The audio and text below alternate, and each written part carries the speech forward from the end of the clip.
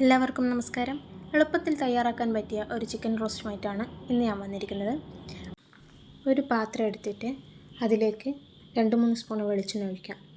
അത് കഴിഞ്ഞിട്ട് അതിൽ ഇഞ്ചി, വെളുത്തുള്ളി ചതച്ചത്, പെരുംജീരകം, ഏലക്ക, പട്ട ഇത് 4 ഇട്ടിട്ട് നല്ലോണം ഒന്ന് വഴറ്റി കൊടുക്കാം. വഴന്ന് വന്നതിൽ 2 വലിയുള്ളി, 15 ചെറിയുള്ളി, പിന്നെ ഒരു 4 പച്ചമുളക് ഇട്ടിട്ട് നല്ലോണം ഒന്ന് വഴറ്റിയെടുക്കാം.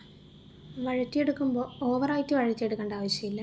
കാരണം ചിക്കൻ വേവുന്ന ടൈമിൽ നല്ല രീതിയിൽ വെന്ത് കിട്ടിക്കോളും. ചെറിയുള്ളീൻ്റെയും വലിയുള്ളീൻ്റെയും കളർ ഒരു ചെറിയ രീതിയിൽ മാറി വരുമ്പോൾ നമുക്കതിൽ 1.5 തക്കാളി ചേർത്ത് കൊടുക്കാം. തക്കാളിയും അധികം കുക്കാവൊന്നും വേണ്ട, ചെറുതായിട്ടൊന്ന് ഉടഞ്ഞു വന്നാൽ മാത്രം മതി. അതിലേക്ക് 1/4 ടീസ്പൂൺ മഞ്ഞൾപ്പൊടി, 3/4 ടീസ്പൂൺ ഗരം മസാലപ്പൊടി, 2 ടീസ്പൂൺ ചിക്കൻ മസാലപ്പൊടി, 1/2 ടീസ്പൂൺ മുളക് പൊടി, 1 ടീസ്പൂൺ കുരുമുളക് പൊടി ഇതെല്ലാം ഇട്ട് നല്ലോണം ഒന്ന് വഴറ്റിയെടുക്കാം. മസാല മൂത്ത് വരുമ്പോൾ ഒരു നല്ല മണം വരും. അപ്പോൾ നമുക്ക് അതിലേക്ക് ചിക്കൻ ആഡ് ചെയ്ത് കൊടുക്കാം. ഞാനിവിടെ ഇപ്പോൾ റോസ്റ്റ് ചെയ്യാനെടുത്ത ചിക്കൻ ലഗോണാണ്. നിങ്ങൾക്ക് ബ്രോയിലർ വേണമെങ്കിൽ എടുക്കാം.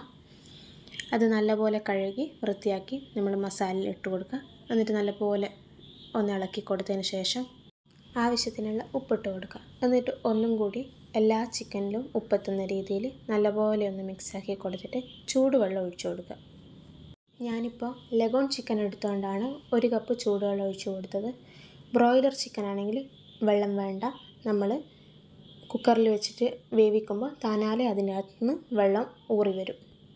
വെള്ളം ഒഴിച്ച് മിക്സാക്കിയതിന് ശേഷം ഒരു തണ്ട് കറിവേപ്പിലയും കൂടി അതിൻ്റെ മുകളിലിട്ട് കുക്കർ നമുക്ക് അടച്ചു വെച്ചിട്ട് ഹൈ ഫ്ലെയിമിൽ 1 വിസിലും ലോ ഫ്ലെയിമിൽ 8 വിസിലുമായിട്ട് നമുക്ക് കുക്കർ തുറന്ന് നോക്കാം.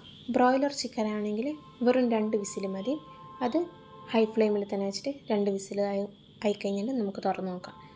ഞാൻ ടേസ്റ്റ് ചെയ്ത് നോക്കിയപ്പോൾ ഉപ്പിൻ്റെ കുറച്ച് കുറവുണ്ടായതുകൊണ്ട് ആവശ്യത്തിനുള്ള ഉപ്പ് കുറച്ചും കൂടി ഇട്ട് കൊടുത്ത് ഇനി വേറൊരു പാത്രത്തിൽ പശുവിൻ നെയ്യ് ഒഴിച്ച് അതിൽ കുറച്ച് തേങ്ങാക്കൊത്തും കൂടി ഇട്ട് ഒരു ഗോൾഡൻ കളർ ആകുന്നവരെ നല്ലപോലെ നെയ്യിലിട്ട് വറുത്തെടുക്കുമ്പോൾ പ്രത്യേകം ശ്രദ്ധിക്കുക. പശുവിൻ നെയ്യ് തന്നെ എടുക്കുക. പശുവിൻ നെയ്യ് എടുക്കുമ്പോഴാണ് അതിൻ്റെ ഒരു പ്രത്യേകം ടേസ്റ്റ് വരാം.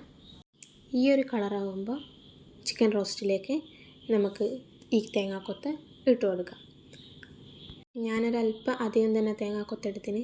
എന്താണെന്ന് വെച്ചാൽ ഇവിടെ എല്ലാവർക്കും തേങ്ങാക്കൊത്ത് ഇടയ്ക്ക് കടിക്കുന്നത് ഭയങ്കര ഇഷ്ടമായതുകൊണ്ടാണ് അങ്ങനെ എടുത്തത്. ഇനി നല്ലപോലെ ഒന്ന് മിക്സ് ചെയ്ത് കൊടുക്കാം. മിക്സ് ചെയ്തിട്ട് നമുക്കൊരു പാത്രത്തിലേക്ക് മാറ്റാം. അപ്പോൾ ചിക്കൻ റോസ്റ്റ് എല്ലാവരും ട്രൈ ചെയ്യുമെന്ന് വിശ്വസിക്കുന്നു.